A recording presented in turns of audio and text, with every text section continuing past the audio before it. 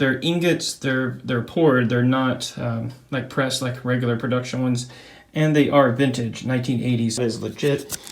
So this will probably be going off in, I think, right about 24 hours. 1916D, $9 or $27.50. Man, look at this, $45 for a 1794 half dollar.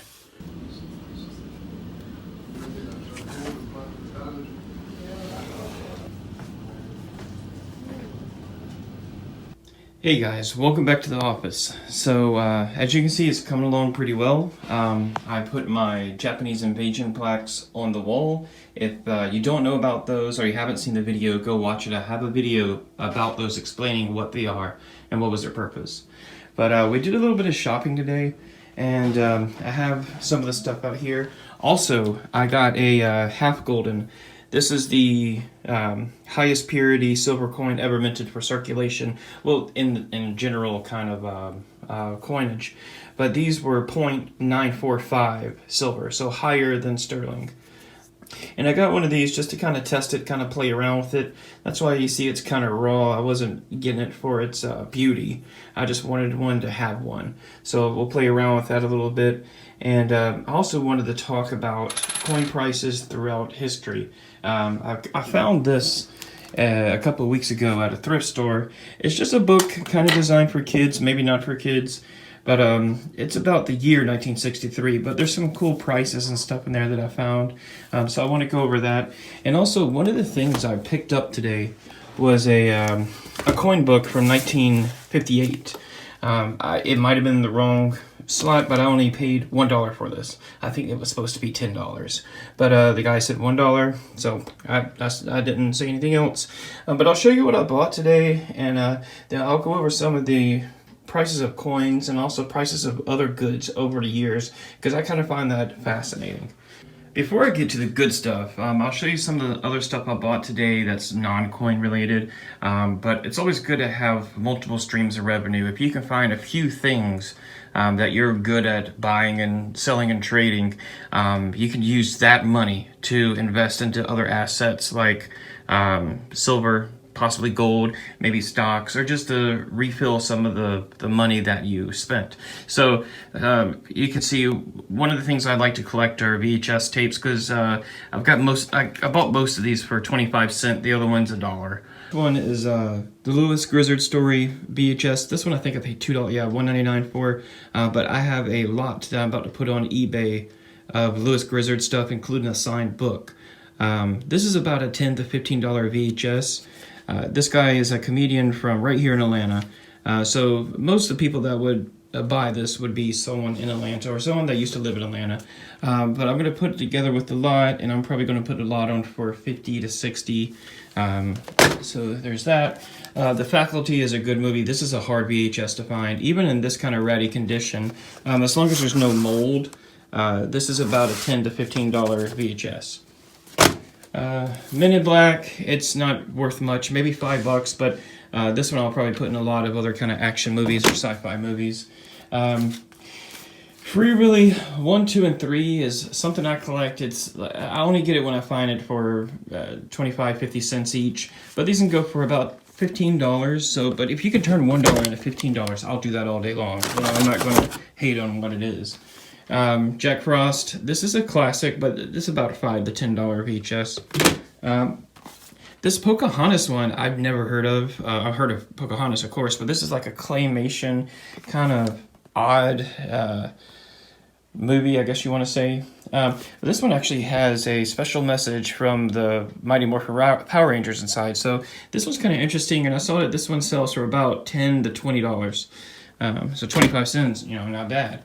Got this one. This is a controversial cover. If you've never heard about it or really seen it, so this is the Little Mermaid, the Black Diamond. This is the first cover released, and this one was pulled off the shelves. Let me see if I can zoom in so you can tell. But the artist was mad about royalties or a compensation, so he put a little hidden message in there. These aren't really worth much, but they're cool. VeggieTales, I got a lot. I got probably about 15 VeggieTale movies that I'm putting on a lot, just waiting for the right customer. Little Giants, kind of same thing, but that's a good movie. I couldn't pass that up for 25 cents. Now, I do collect a lot of signed books, and I found this for $2.50 at Goodwill. $2.92. But this is a John Glenn book. You know, he passed away in 2016, one of the astronauts, and it is signed. When I saw this, I grabbed it up, and if there was nothing else, this is the only thing I was going to get. But it's signed by John Glenn, Annie Glenn, which I guess is his wife, and Nick Taylor, the other writer in this book. And I don't know who Rochelle is. Maybe it's just a fan, but this I'm going to put on eBay for about $80. Of course, this I got a couple weeks ago. These, I went to a little side of the road kind of store that I was just passing by and decided to stop. I also got everything in this bag from there. But these cassette tapes, I never heard of them, but they're from Nickelodeon, which is always a small plus. They're Family Home Entertainment productions, which are a little extra plus.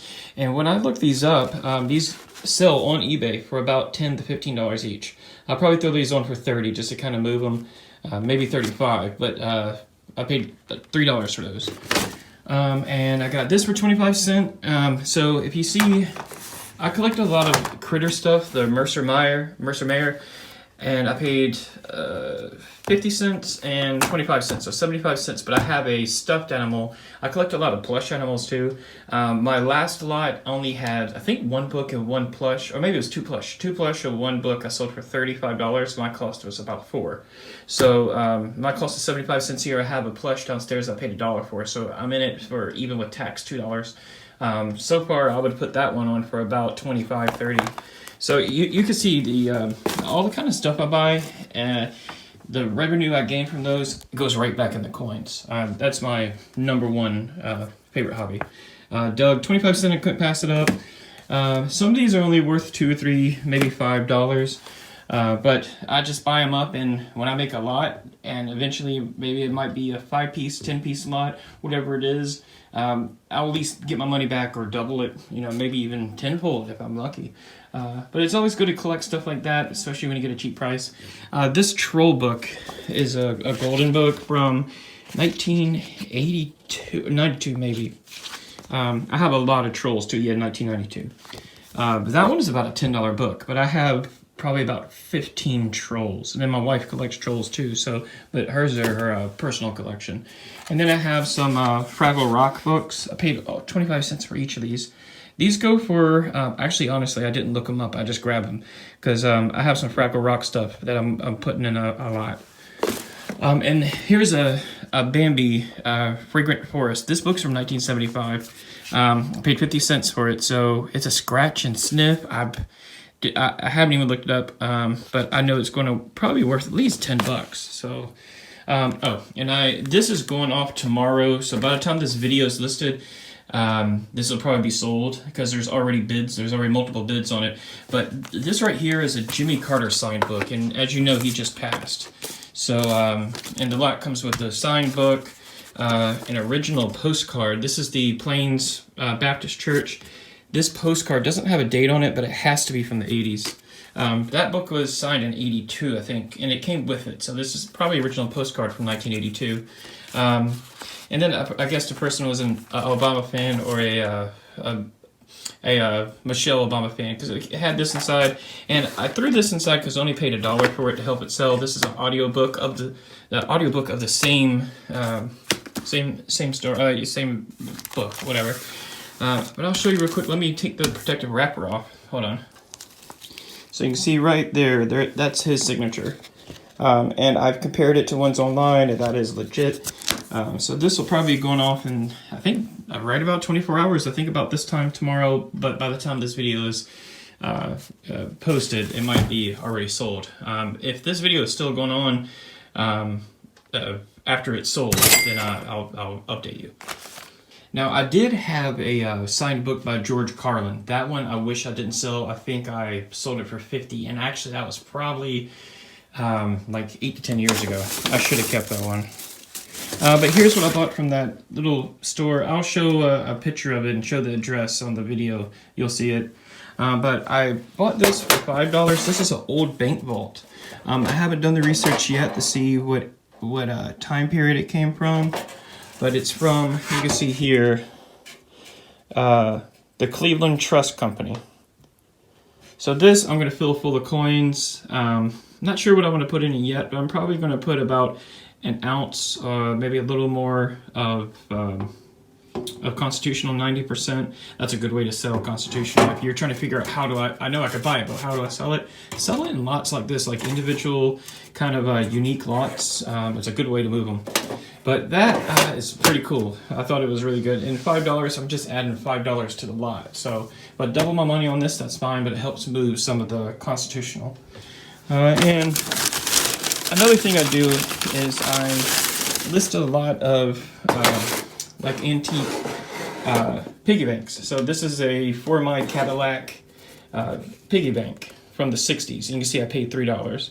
But this is made in Japan. It's from the 60s. So this itself is about 50 years old or more. So I'll probably include another like ounce and a half of silver to go with this to help move it. And I got another one. This is one I believe it's from Florida, because I know that because it says it right here, and I paid $5 for this one. But it's Tropic Art Novelty. I'm gonna do a little bit more research and see, but it's from Miami, so it's made it all the way from Miami. But it's a coconut little owl. I thought it was pretty cool. It's a bank, so same thing. I'm gonna just use this as part of the lot to move some coins. I thought that was pretty cool. Now I think it's time to the coins. To the good stuff. I did buy this. It's another little coin bank. Like I said, you find your own little niches of how to sell stuff, and you'll find it very easy to move stuff, very easy to sell stuff. You just have to find that kind of niche item, that niche kind of project that works for you. Everything works differently for other people, and that's what works for me. Okay, real quickly, anything you buy from me, I'm starting to put stickers like this on to kind of advertise the YouTube channel, because I've really never done any kind of promotion for this channel.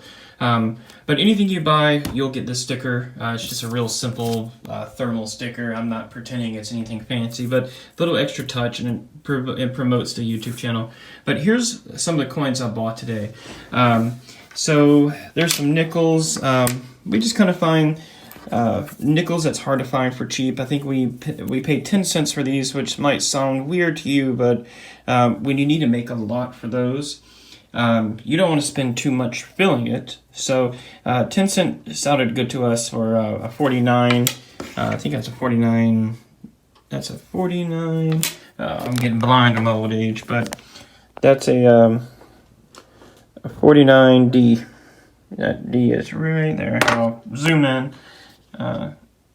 It's right there. 49D. Alright, and this one is a 1960. You know, like I said, we just paid 10 cents for those to kind of get some stuff to fill the bank. So don't think we're ripping off people, because we actually spend money to fill those. And here's some foreigns and other stuff I bought today. These we spend, I think we buy them for 25 cents. It's for $4. So here's a 1935 50 Pfennig. It's not worth much, but you know, during that time, those coins are really collectible. Here's a quick token that I didn't have, big in space or big space. These I actually sell for about $5, but that includes all costs. So I get about $3 when I sell those. So 25 cents to $3 is not bad. Here is this is just a Panama cent, or a centesimo. Here's a 5. Those are just kind of collectible, and 25 cents is not bad. And here is a 10 Reichspfennig. So you're familiar with these. These go for about $3 to $5, no joke. And then here's one that I kind of hesitated on, but it's a 1973 2 mark. 20. It's worth 25 cents at least. And here's some of the silver I bought today. So before I get to those, I bought these. I bought a 1969 proof set and a 1968 proof set.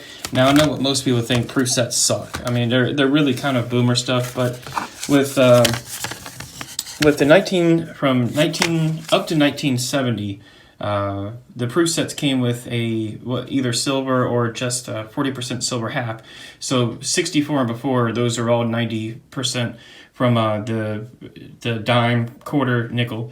Or not nickel, but some years, yeah, sorry. But from 42 to 45, the nickel was 35% silver, and the up to 64, the dime, the quarter, and the half dollar were 90%, and then from 65 to 70, which 70 is a key date, those were they were all copper nickel clad, but the half dollar was 40%. So these are 40%. I bought these for 10, which is a little high, but I just bought one of these in one of my last videos, as you saw, and this is upside down. It's driving me crazy. But the last one of these I bought for $8 and I sold for 15, I think, like the next day, literally the next day. So I'll probably throw these on for 15 to 20, and if that sells for 20 on Mercari with no fees, I double my money instantly. That's a free $10 bill. And same thing for the 69. I'll probably make a lot for both of these and sell them both for 40, and see if someone offers me 30 or 35. I'm in it for 20, so. And I got, if you find some of the coin shops, you can get these for $1, the kind of used ones. And I mean, once you buy them, these are vintage anyways, but once you buy something, it's considered used. So a lot of times, especially with old coins, I don't buy anything new. I just buy vintage, buy used, because it's going to be that way anyways. Buy these for $1. So I have one of these on eBay already for $196 with the 1878 S. Morgan, and then everything else. I'm going to make another lot, and then the book I told you about we're going to look at. This is going to be fun. And okay, so now to the coins. You saw the foreigns and the tokens and the cheap stuff. So hold on one second.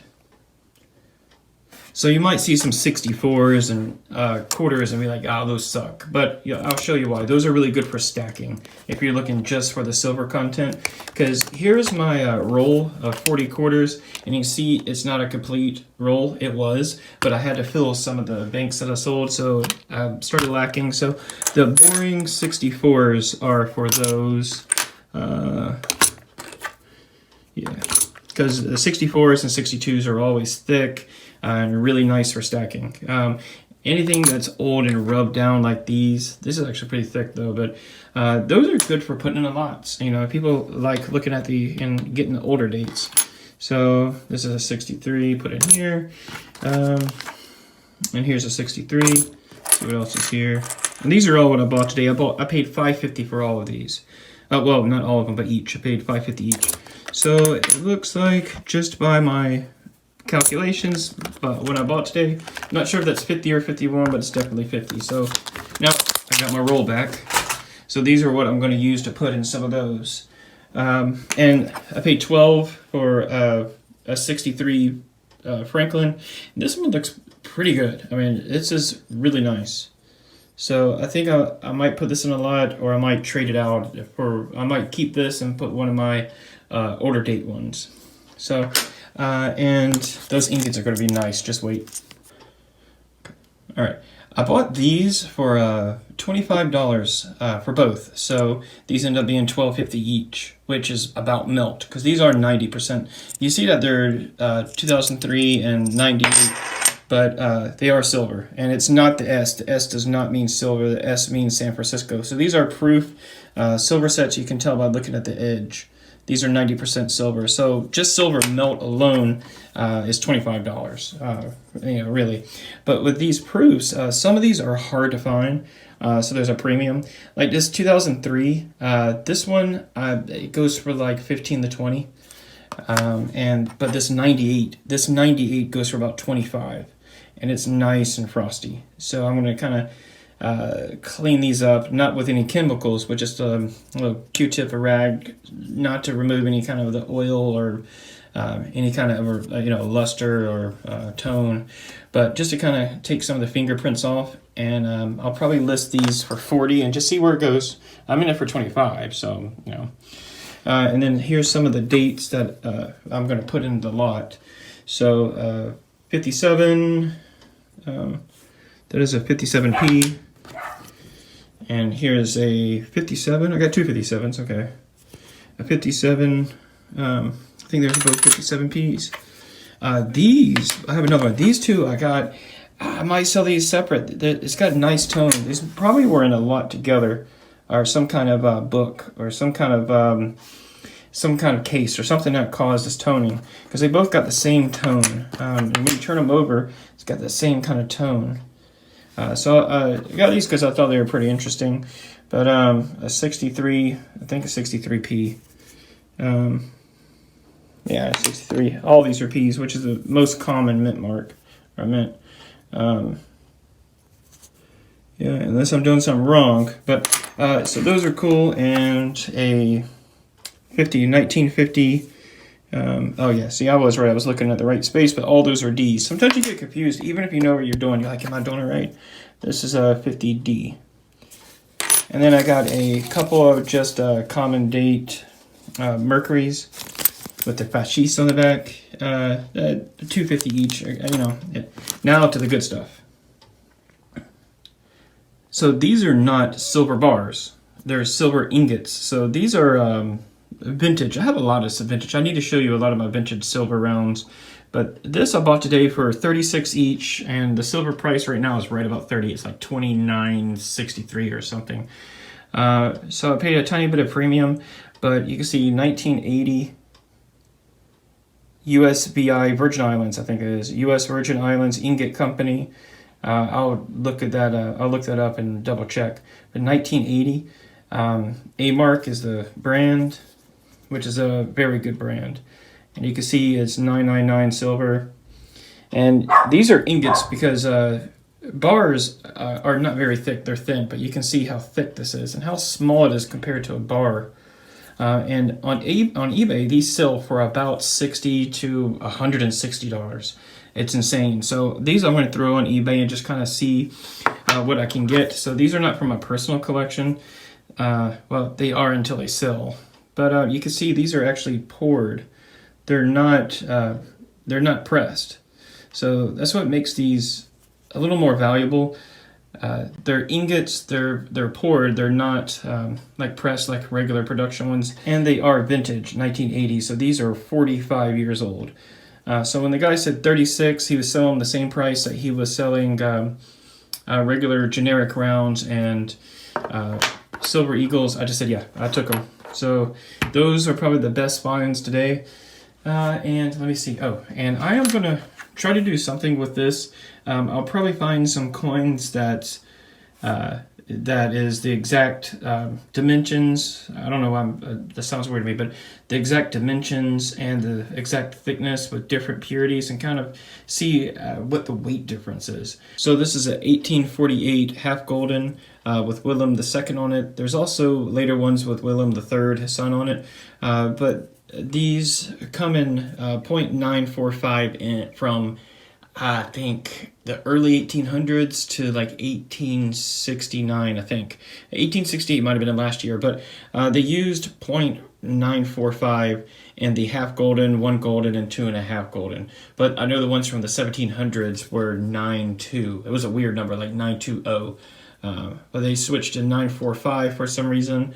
I'm not sure why. I need to look into that. But this is my first one, and I was just kind of interested in owning one, so we'll play around with this. So to compare the A-Mark ounce to a bar and a round, you can see just right off that the ingot is a lot thicker. It's about twice the thickness, and it's about half the size as a bar. And with the bars, you don't see any pour mark. And it's the same thing with the rounds. You don't see a pour mark. And that's what makes ingots different.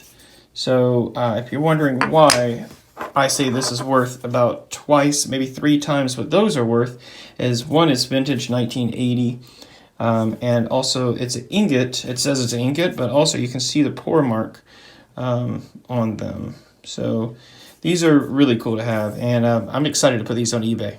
You can see on this ingot how the pour was kind of uneven there, but that's what makes ingots different because they're not pressed 100% smooth. So you can see how this one has an uneven kind of lay on the bottom of it and a little chip out the side where they popped it out of the ingot mold. And this one is pretty cool because you can see what right here at the top, it looks like someone actually, it looks like Someone actually kind of dug out that corner and then put it back down on the front, but that's not what it did. That's during the pour. So you can see kind of the edge of it kind of came loose and then poured out onto the front of it. So that's what makes ingots a little bit fascinating. Just thought I'd show you that real quick. Okay, so onto this book. Of course, it's about the year 1963, so there's a lot that happened, including Kennedy's assassination. So it goes into his political speeches, the Civil Rights March, the whole communist crisis, things that happen around the world. It's a pretty interesting book. Makes a good bathroom book. So it shows some ads, like this is a carpet ad or something. Well, it's a private world, the private world of Jerry Lewis, who was a country singer. So, so you have some advertisements, Queen Elizabeth visiting Netherlands, some just cool stuff. But let me get to the advertisements. The advertisements, what I thought was pretty cool. Let's see, I think it's mainly near the back. Here's some sales. You see, the sales are not that crazy. You know, staplers for $1.25. Just some pretty cool advertisements, but that's not anything too special. Here's something that's pretty cool. So you can see there's alarm clocks, $7, $6. Now they're about 20, 30. So, and you see toys for $3. Those, if find those at Walmart, like say something 2024, 2025 version, probably would be closer to 20. Watch bands, that depending, you know, it's kind of hard to compare. Like heating pads, you know, this is not. There's some stuff that's pretty competitive that have stayed pretty close to the price back then, but when you get to especially food is insane. Let me get to the back of this. And there's also an ad for, here's some cars, Cadillacs. Let me just skip real quick.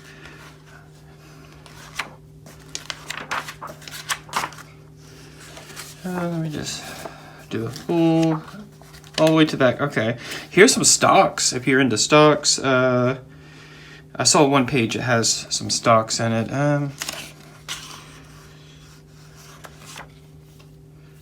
The Dell, let's see, okay. Okay, this is what I wanted to show you.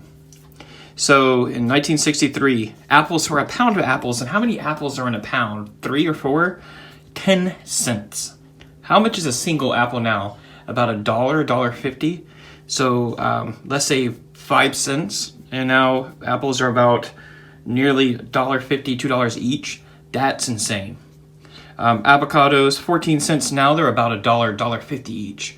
So that's about a 10-fold, and that's probably about a 15-fold. No, probably about a 60-fold. Bell peppers, a pound of bell peppers. 1 bell pepper is less than a pound, probably about half a pound. So you're saying 2 bell peppers, which are about $1 each now, $2, 8 cents. So this is what really blew my mind, and that's the reason why I got this book. But after looking through it, there's some other cool stuff too. Butter, a pound of butter, 69 cents. A pound of butter is 16 ounces. 16 ounces of butter is about $5 to $8 now. And if you get some of the fancy brands, it's up to $15. Cantaloupe, 5 cents. It's just ridiculous. So you can see the cost of living was dramatically lower. So, you know, if the pay was, say, $2 an hour, you're like, man, that's low. But when you compare, like, 1 hour of your work can buy, 40 pounds of apples? Just think about it. That's insane. And eggs, oh Lord. Eggs, 45 cents. Eggs now are like $5. So that's what, around a 10 to 12-fold price. It's just ridiculous when you look at the prices. And the stock prices, if you're interested in stocks, Alaska Airlines, $4.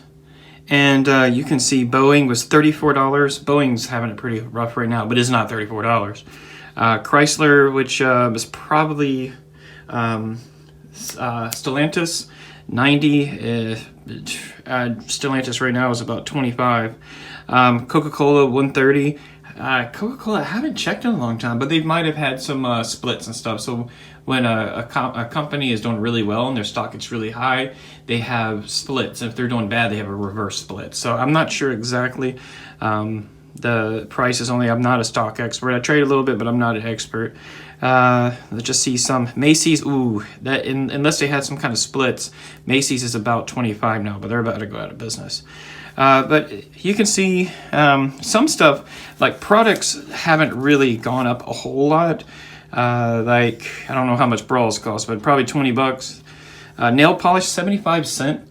Nail polish is probably about $3 or $4. It's been a while since I've tried to buy some. Sweaters, $20. That's about the same. Like I said, some stuff is competitive because we've sent ship stuff overseas where we can build it with slave labor. So you don't want to think about too much why the price hasn't gone up. But like if you get one that's made in the United States, they're probably closer to 50 to 80 now. Like a polo shirt, $5. If they're talking about the brand Polo, Ralph Lauren, I buy them all the time. They're about 25. I buy them used, but new ones are about $25 to $50. So still, even stuff like that, that's competitive. Probably still has gone up about tenfold in a lot of stuff. But here's one more thing that I wanted to show you in this book that I found really cool, and I actually want to buy one. I've been watching one on eBay, and I'm really thinking about buying it.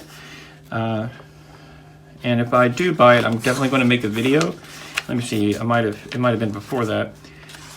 And after I find it and show it to you, I'll show you why it's so cheap. Hold on, I want to find it first.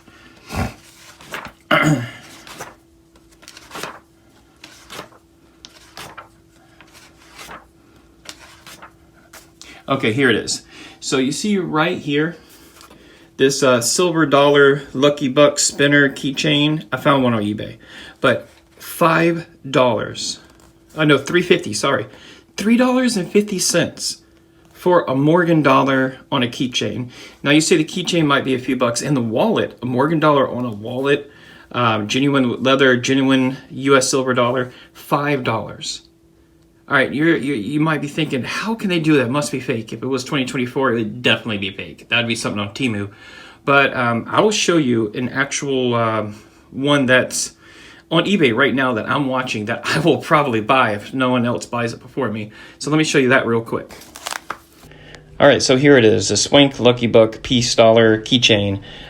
So you can see this has, I think, a 1923 piece dollar on the keychain. That piece dollar alone is probably about $29.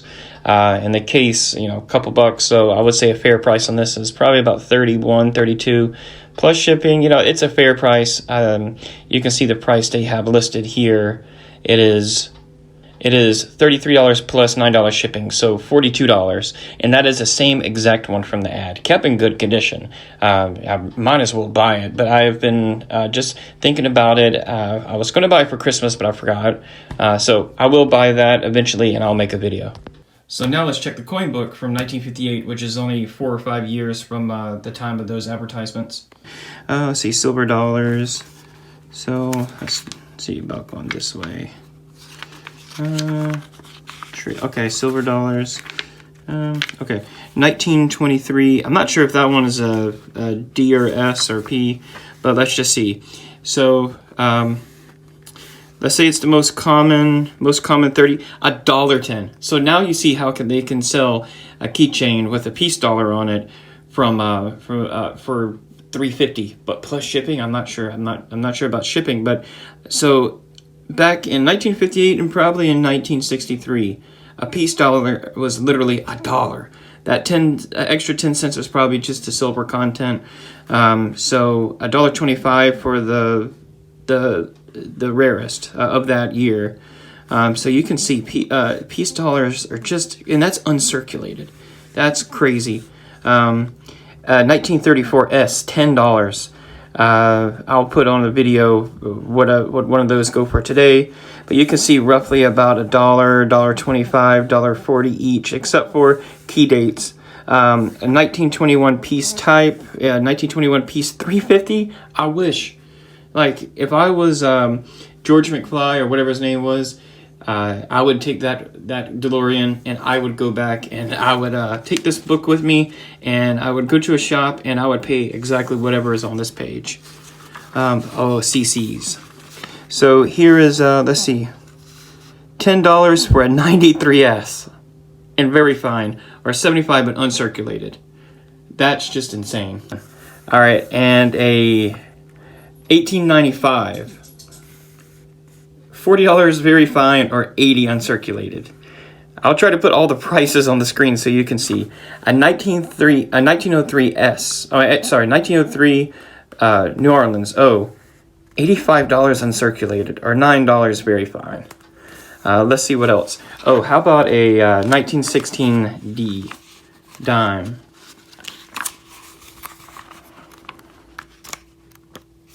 Dimes. Okay.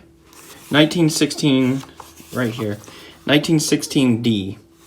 $9 or $27.50. Man, those go for close to $1,000 now. That's just insane. Let's see anything else. Look, face value for most of these. Most of these 10 cents. It's just insane. And this is actually how circulated change was until the early to mid 60s. You could just find all these coins in circulation. No one was collecting them except for the smart people. And those smart people probably opened up coin shops or just made bank after sitting on them and probably helped to retire or even buy a house. I mean, you could have stacked up on some of these coins back then and just waited maybe 20 years. And it sounds like a long time, but when you really start to get old, 20 years is not long. You know, if you're patient, you could just make bank on all of these. Let's see, quarters. Okay, let's see what this is. Okay, we're going to have to look some of these up on eBay. But 1873 CC without arrows, $90 good or $190 fine. We're going to look these up. 1873 S arrows, $2. Okay, without arrows, 90 or 190, 160. You know, and I wouldn't be surprised if some of these dropped or went extremely high. I'm just going to go through here and see what else is kind of interesting. And most of these quarters are 40 cents, which is, I mean, you think about it, a quarter is worth more scrap than it was face value. Let's see what else. Oh, God. Okay, so $50. Look at this, $45 for a 1794 $50. Jesus Christ. This book just, you know, you can't live forever, but if you could, man, this is exactly what I would have done if I was alive in the 50s and 60s. I would have just bought all of these up. Took this book with me, put it in my back pocket, and just buy every single one I could. This is insane. Okay. I've sold several of these for about 15 bucks. They go for about 15, 16. 65 cents or $1.25. That's crazy. And those are really cheap. How about the Stone Mountain? Because I have the Stone Mountain. 1925 Stone. Where's the Stone Mountain one? It's a 1925. Maybe it's on the previous page.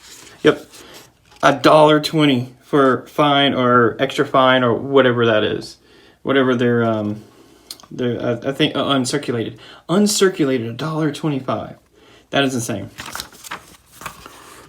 Okay, so I know this is not the most scientific way to do this, but I just want to see what the drop test sounds like. So here's a nickel with no silver, just a thud.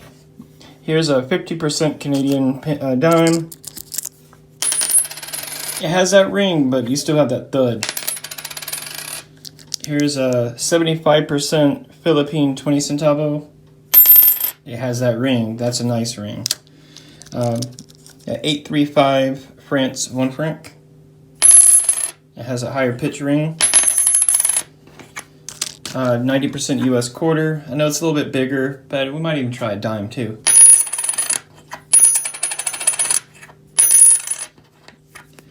All right, and 925, 1818 shilling. That's a nice, and you see how it drops and just, it's probably because it's raw too, but it just kind of like flats.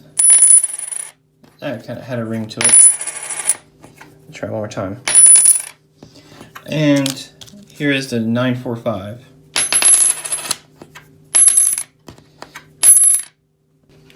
So my take on the 945, I would say that it has a more persistent ring to it.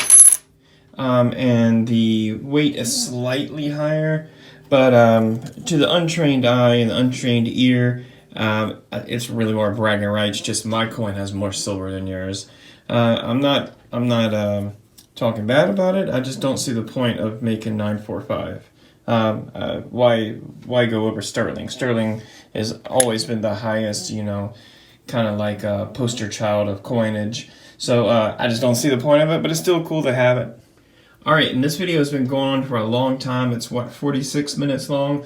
So I'm going to end it with a walkthrough of Attic Treasures. This is the third video I've done in their store, and it seems like everybody likes to watch the stuff in their store. They have some really amazing, rare items you won't see anywhere else. So enjoy it, and thank you, and please like, subscribe. Love you guys.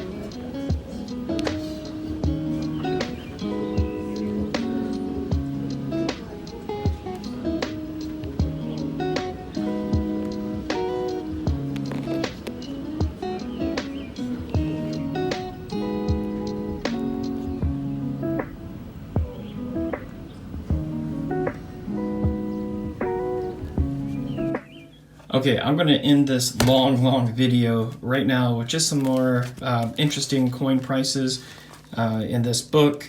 But I wanted to say like and subscribe and stay tuned because you'll soon learn what I'm going to do with these. Thanks. A 1909 SVDB for $17, very fine. And I'm pretty sure anybody would pay $2.50 for a 1931 S Lincoln cent. Or a 1802 half dime, $300. How about a 1792 half Disney for $95 fine? Or common date cap bust half dimes, $1. How about 1870s Indian head pennies? Just look at the prices.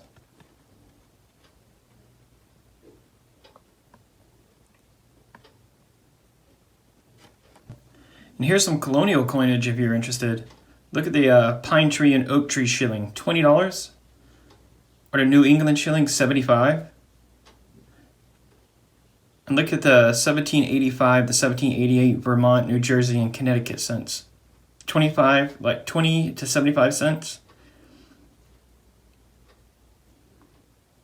How about the 1915 Panama Pacific $50 gold piece, $1,100? Here's the price on some St. Gaudens. So even back then, there were some pennies that were worth more than a $20 gold piece. Think about that. And I talked about this in my white silver video. There were some of the silver dollars, the first silver dollars, the drape bust, that had 13 stars and some had 15 stars. Look at these prices.